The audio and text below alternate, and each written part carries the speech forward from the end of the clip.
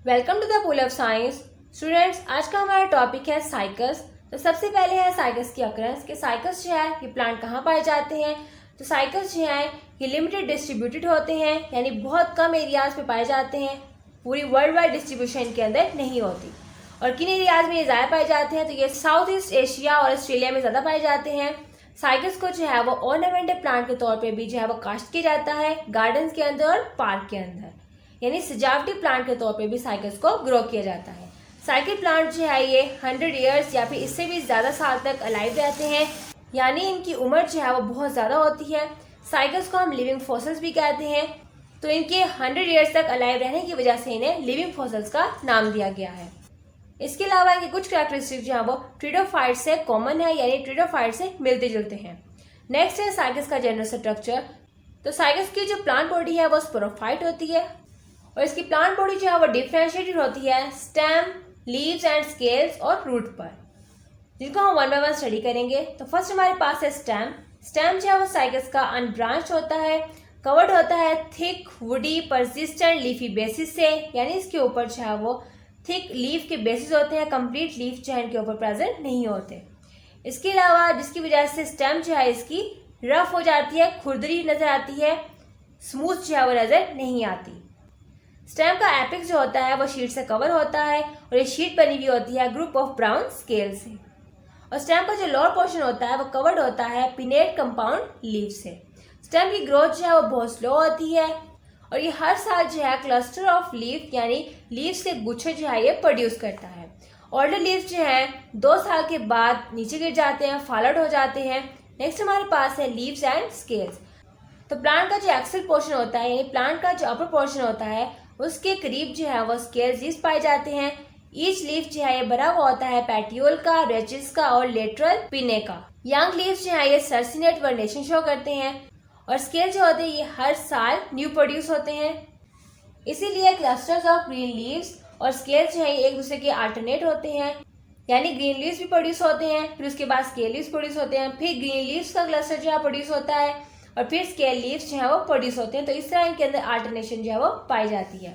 Scales जो है ये परसिस्टेंट होते हैं, यानी स्केल्स जो हैं इनके ऊपर हमेशा रहते हैं। स्केल्स और लीफ बेसिस जो हैं ये ओल्ड स्टेम की सरफेस को कवर करते हैं। नेक्स्ट हमारे पास है रूट। तो प्राइमरी रूट जो है वो साइकस के ऊपर परसिस्ट होती है, यानी हमेशा रहती है। इट बिकम्स ट्यूबरस और ये ट्यूब की तरह की हो जाती है। इसके अलावा साइकस जो है वो कोलाराइड रूट्स भी प्रोड्यूस करते हैं। कोलाराइड रूट्स जो है ये शॉर्ट टफ्ट होती हैं और डाइकोटोमसली ब्रांच रूट्स होती हैं, यानी एक ट्यूब रूट से फर्दर 2 ब्रांचेस जो है वो अराइज होती हैं और इस तरह ये साइकस के प्लांट का रूट का सरफेस एरिया बढ़ा देती हैं ताकि ज़्यादा वाटर और न्यूट्रिएंट्स जो है वो एब्जॉर्ब किए जा सके। इसके अलावा ये जो रूट्स होती हैं कोलाराइड रूट्स ये एंडोफाइटिक एल्गा भी रखती हैं और समटाइम बैक्टीरिया जो है वो इनके कॉर्डेक्स के अंदर भी पाया जाता है। बैक्टीरिया जो है वो नाइट्रोजन को फिक्स करने का काम करता है। नेक्स्ट हमारे पास है इंटरनल स्ट्रक्चर ऑफ स्टेम। तो स्टेम जो है वो इंटरनली कंपोज होता है आउटर एपिडर्मिस का, कॉर्टेक्स का और वेस्कुलर बंडल्स का। कॉर्टेक्स जो है वो साइकस के प्लांट के स्टेम के अंदर बहुत ही वाइड होता है और ये बना हुआ होता है पैनकाइमा सेल्स का। पैनकाइमा टिश्यूज जो है ये कॉर्टेक्स के अंदर पाए जाते हैं और इसके अलावा इन पैनकाइमा टिश्यूज के अंदर बहुत ज़्यादा म्यूसिलेजिनस केनाल जो है वो पाई जाती हैं। प्राइमरी वेस्कुलर बंडल्स जो है कॉर्टेक्स के अंदर की तरफ प्रेजेंट होते हैं और ये सेंट्रल पिथ को सराउंड करते हैं, यानी पिथ के इर्द गिर्द जो है वो पाए जाते हैं। और ये वेस्कुलर बंडल्स जो है वो कोलेट्रल होते हैं। प्राइमरी मेडुलरी रेस जो है बंडल्स के साथ साथ पाई जाती हैं। कैम्बियम जो है वो वेस्कुलर बंडल्स के दरमियान में एक स्ट्रिप की तरह जो है मौजूद होता है, यानी एक नैरो स्ट्रिप होती है जिसे वेस्कुलर कैम्बियम कहा जाता है। जाइलम जो है वो एंडार्च होता है साइकस के स्टेम के अंदर और स्टेम की जो स्ट्रेंथ होती है वो स्टेम पर वुडी लीफ बेसिस की मौजूदगी की वजह से होती है। फेलोजेन जो है वो कॉर्टेक्स की पेरिफेरी में पाया जाता है जो कि प्रोड्यूस करता है कॉर्क, जिसे पेरिडियम बोलते हैं। और कॉर्क जो है वो लीफ बेसिस के अंदर की तरफ जो है वो हमेशा रहता है। जब तक लीफ बेसिस रहेंगे तब तक ही कॉर्क जो है वो रहेगा साइकस के स्टेम के अंदर। तो यह साइकस के स्टेम का स्ट्रक्चर। तो सेंटर में है इसके पिथ और पिथ के आउटर जो है वेस्कुलर बंडल्स पाए जाते हैं। तो ये है इनर तरफ जो है जाइलम और आउटर तरफ जो है ये फिलोइम और सबसे आउटर जो है लीफ ट्रेसिस पाए जाते हैं और कुछ जो है लीफ ट्रेसिस इनर पोर्शन में भी पाए जाते हैं। ये इसका पोर्शन कॉर्टेक्स और वेस्कुलर बंडल्स के दरमियान में जो स्पेस नजर आ रही है इसे कहते हैं मेडुलरी रेज। नेक्स्ट है internal structure of leaf. Cycas के लीफ का जो पिना होता है वो बाइफेशियल स्ट्रक्चर रखता है जब उसको ट्रांसवर्स सेक्शन में कट किया जाता है। बाइफेशियल यानी दो साइड्स जहाँ वो इसकी मौजूद होती हैं। लीफ का सरफेस जो है वो कवर्ड होता है सिंगल लेयर ऑफ सेल्स से, और इस सिंगल लेयर ऑफ सेल्स को हम कहते हैं एपिडर्मिस। अपर एपिडर्मिस के जो सेल्स होते हैं वो स्लाइटली थिक होते हैं, जबकि लोअर एपिडर्मिस के सेल्स जो होते हैं वो थिन होते हैं। स्टोमेटा जो है वो लोअर एपिडर्मिस में पाए जाते हैं, और एपिडर्मिस के अंदर की तरफ जो है वो हाइपोडर्मिस लेयर होती है, और ये हाइपोडर्मिस लेयर जो है वो अपर एपिडर्मिस के नीचे पाई जाती है। हाइपोडर्मिस के नीचे जो है वो मेसोफिल सेल्स पाए जाते हैं, और मेसोफिल सेल्स जो है वो डिफरेंशिएटेड होते हैं अपर पेरिसाइड लेयर से और लोअर स्पॉन्जी पैरेन्काइमा सेल से। अब मेसोफिल के जो सेल्स होते हैं वो रिच इन होते हैं क्लोरोप्लास्ट से, यानी इन मेसोफिल टिश्यूज के अंदर क्लोरोप्लास्ट जो है वो बहुत ज़्यादा तादाद में पाया जाता है। हर पिना जो है उसके अंदर सिंगल अनडिवाइडेड वेन पाई जाती है। ट्रांसफियर टिश्यूज जो हैं ये मिडरिब के इर्द गिर्द मौजूद होते हैं। अब मिडरिब किसकी, यानी लीफ की जो मेन वेन होती है उसे मिडरिब बोलते हैं, तो उसके इर्द गिर्द जो है ट्रांसफियर टिश्यूज मौजूद होते हैं जो कि लीफ में लेटरल कंडक्शन का काम करते हैं। वेस्कुलर बंडल्स जो है ये पेरिसाइकल से सराउंड होते हैं, और पेरिसाइकल जो है वो सराउंड होता है एंडोडर्मिस से। तो ये हमारे पास है साइकस के लीफ का स्ट्रक्चर। तो यह है इसकी पिन्ना, और यह है ग्रूव्ड पैटियोल यानी थिक पैटियोल। तो सेंटर में जो है जाइलम पाया जाता है। जाइलम, इस साइड का जाइलम जो है प्रोटोजाइलम कहलाता है, और आउटर जाइलम जो है वो मेटाजाइलम कहलाता है। जाइलम के इर्द गिर्द जो है वो फ्लोएम पाए जाते हैं, और फ्लोएम जो है मौजूद होते हैं पैरेन्काइमा सेल्स के अंदर। साइकस के लीफ के ऊपर दो एपिडर्मिस होती हैं, एक आउटर एपिडर्मिस और एक लोअर एपिडर्मिस।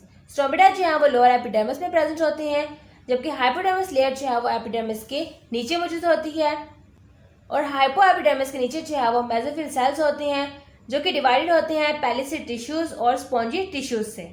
पेलिसिड टिश्यूज और स्पॉन्जी टिश्यूज के सेंटर में जो है वो ट्रांसफियर टिश्यूज जो है वो पाए जाते हैं। नेक्स्ट हमारे पास है इंटरनल स्ट्रक्चर ऑफ रूट। तो साइकस के अंदर जो है वो यंग प्राइमरी रूट पाई जाती है, और ये रूट जो है वो डाइआर्च होती है, लेकिन ओल्डर रूट जो है वो पॉलीआर्च होती हैं। रूट की सरफेस जो है वो सिंगल लेयर ऑफ सेल्स की बनी हुई होती है, यानी सिंगल लेयर ऑफ सेल्स से कवर होती है। इस सिंगल लेयर ऑफ सेल्स को हम कहते हैं एपिडर्मिस, यानी रूट जो है वो एपिडर्मिस से कवर होती है। कॉर्टेक्स जो है वो रूट का थिक होता है, और वो बना हुआ होता है पैरेन्काइमा सेल्स का। इसके अलावा रूट के अंदर जो वेस्कुलर बंडल्स होते हैं उनके इर्द गिर्द मौजूद होती है पेरिसाइकल, और पेरिसाइकल के इर्द गिर्द पाई जाती है एंडोडर्मिस। पिथ जो है इनकी सेंटर में पाया जाता है, और साइकस की जो रूट होती है उसकी टिप के ऊपर रूट कैपी मौजूद होती है। रूट कैप का काम होता है रूट की टिप को प्रोटेक्शन प्रोवाइड करना, ताकि रूट जो है वो सही से ग्रो कर सके। इसके अलावा साइकस की रूट के अंदर कोलाइड रूट्स भी पाए जाते हैं, जिनका स्ट्रक्चर जो है वो आम रूट से बिल्कुल सिमिलर होता है। रूट्स के अंदर जो कॉर्टेक्स होता है वो डिसऑर्गेनाइज्ड होता है, यानी वो सही से ऑर्गेनाइज नहीं होता, वैसे ही फैला हुआ होता है। और कॉर्टेक्स का डिसऑर्गेनाइज्ड होना ये ब्लू ग्रीन एल्गी की वजह से होता है, जो कि रूट्स के अंदर पाई जाती हैं। कोलाइड रूट्स जो है ये नेगेटिव जियोट्रॉपिक होती हैं, यानी ग्रेविटी के अगेंस्ट जो है ये मूव करती हैं। तो ये है इंटरनल स्ट्रक्चर ऑफ रूट। तो सेंटर में पाया जाता है जाइलम। मिड जो पोर्शन है जाइलम का उसे कहते हैं मेटाजाइलम, और जो कॉर्नर का पोर्शन से कहते हैं प्रोटोजाइलम। इसके अलावा इनके अंदर सेकेंडरी जाइलम भी पाया जाता है। जाइलम के इर्द गिर्द जो है वो फ्लोएम प्रेजेंट होता है, और वेस्कुलर बंडल्स जो है वो कवर होते हैं एंडोडर्मिस से, और कॉर्टेक्स जो है इनका स्कैटर्ड होता है, डिसऑर्गेनाइज्ड होता है, और कॉर्टेक्स के ऊपर जो है वो एपिब्लीमा यानी एपिडर्मिस की लेयर जो है वो पाई जाती है। स्टूडेंट्स, आज का जो हमारा टॉपिक है वो है रिप्रोडक्शन ऑफ साइकस। साइकस का प्लांट जो है वो डाइशियस होता है, यानी इसका मेल प्लांट अलग होता है, फीमेल प्लांट अलग होता है। मेल प्लांट के ऊपर मेल कॉन डिवेल्प होती हैं, फीमेल प्लांट के ऊपर फीमेल कॉन्स जो है वो डिवेल्प होती हैं। समटाइम्स साइकस प्लांट जो है वो वेजिटेटिवली भी रिप्रोड्यूस करते हैं, और उनके स्टेम के ऊपर जो है वो लेटर बर्ड डिवेल्प होती हैं। ये लेटर बर्ड जो है प्लांट से सेपरेट हो जाते हैं और फर्दर ग्रो करके न्यू प्लांट बना देते हैं। अब हम देखते हैं कि मेल कॉन्स जो हैं वो किस तरह की होती हैं साइकस की। तो मेल कॉन्स जो है वो मेल प्लांट के ऊपर डिवेल्प होती हैं। कॉन्स की तादाद जो है वो हर साल डिफरेंट होती है, यानी हर साल जो है कम या ज़्यादा कॉन्स जो है प्लांट के ऊपर डिवेल्प होती रहती हैं। मेल कॉन जो है फ्यूसिफॉर्म इन शेप होती है। तो ये डायग्राम से आपको जो है पता चल जाएगा कि फ्यूसिफॉर्म शेप जो है वो किस तरह की होती है।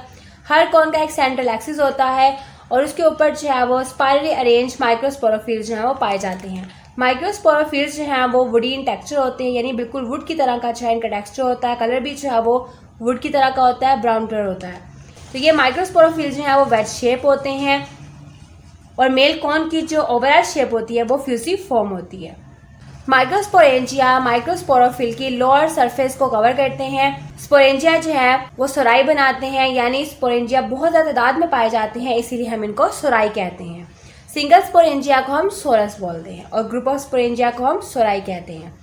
हर सोरस जो है उसमें 2 से लेके 6 स्पोरेंजिया जो है वो पाए जाते हैं और हर स्पोरोफिल जो है उसमें बहुत सारे सेवरल 100 स्पोरेंजिया पाए जाते हैं। तो यहाँ पे स्पोरोफिल मतलब यही माइक्रोस्पोरोफिल की वो बात कर रहे हैं, तो यहाँ पे सिंपल उन्होंने आपको स्पोरोफिल कह दिया है, तो ये वही है माइक्रोस्पोरोफिल, यानी हर माइक्रोस्पोरोफिल के अंदर 100 स्पोरेंजिया जो है वो पाए जाते हैं और 100 से भी ज़्यादा समटाइम जो है इनके अंदर डिवेल्प हो जाते हैं। साइगस के प्लांट के अंदर लार्ज नंबर ऑफ स्पोर्स जो है वो प्रोड्यूस होते हैं। तो ये है मेल कॉर्न जो कि फ्यूसिफॉर्म इन शेप होती है और ये है फीमेल कॉर्न। तो हम देखते हैं कि स्पोरेंजिया जो है उसकी डेवलपमेंट किस तरह होती है मेल कॉर्न के अंदर। तो स्पोरेंजिया की डेवलपमेंट जो है एक सिंगल सेल से होती है, जिसको हम सिंगल स्पोरेंजियल इनिशियल सेल बोलते हैं। स्पोरेंजियल इनिशियल जो है ये डिवाइड करके 2 सेल बनाता है, आउटर एंड इनर सेल।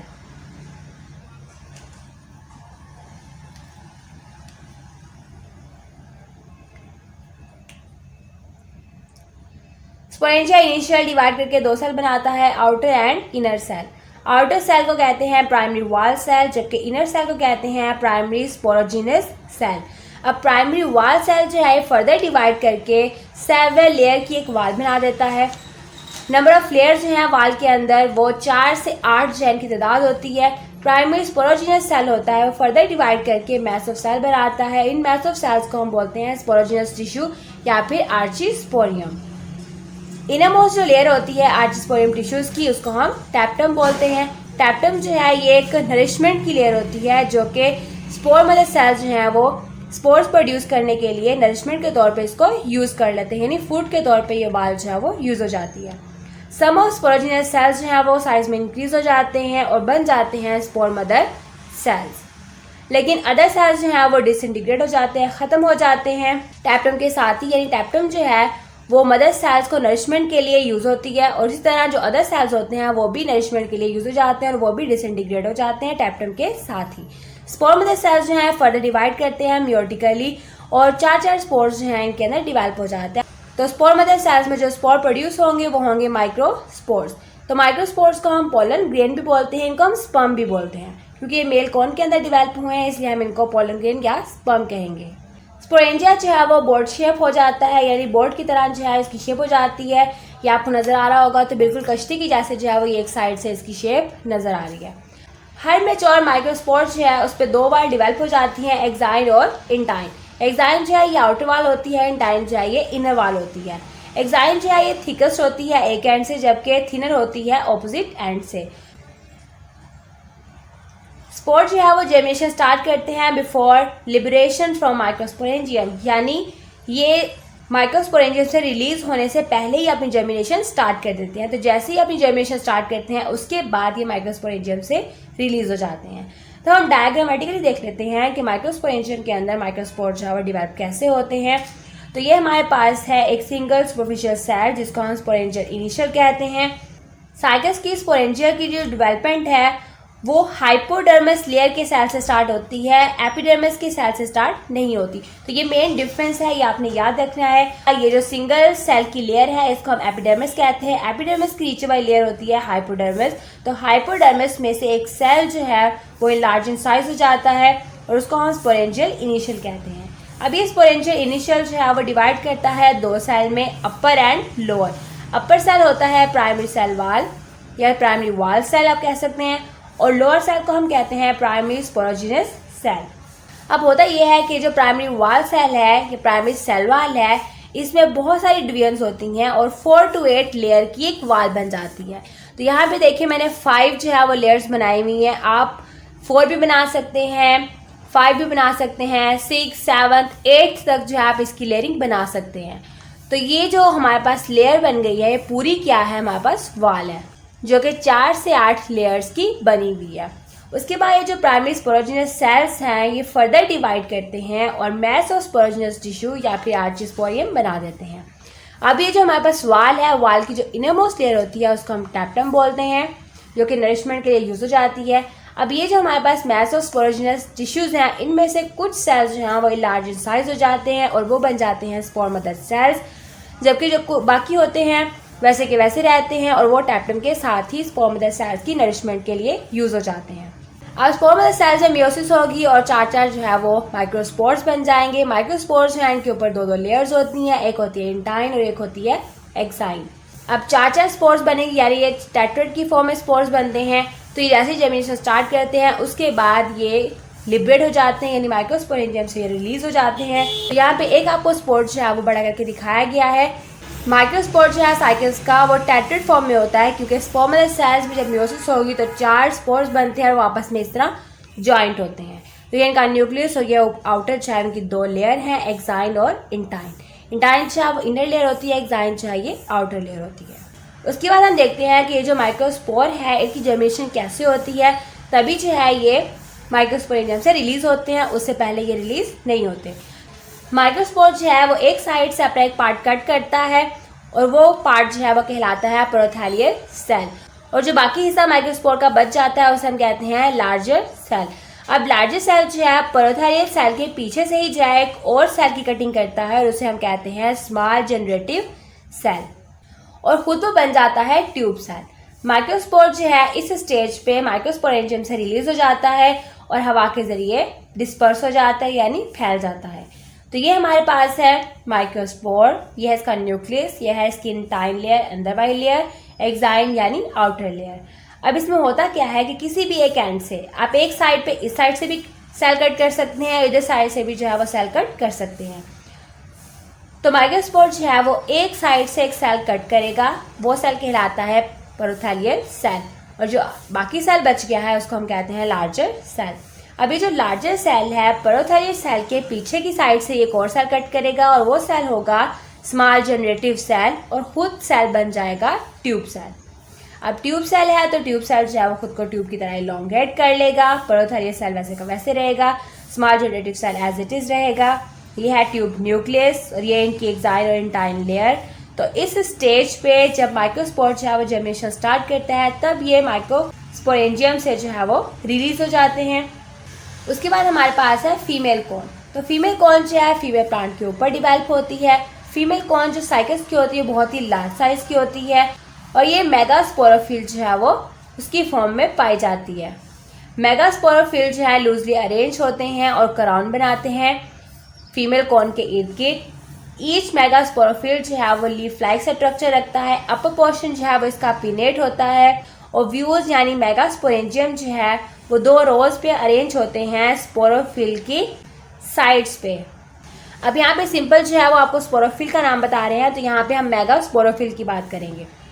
जैसे मेल कॉर्न के अंदर जो है वो माइक्रोस्पोरोफिल था, तो यहाँ फीमेल कॉर्न के अंदर जो है ये मेगास्पोरोफिल होगा।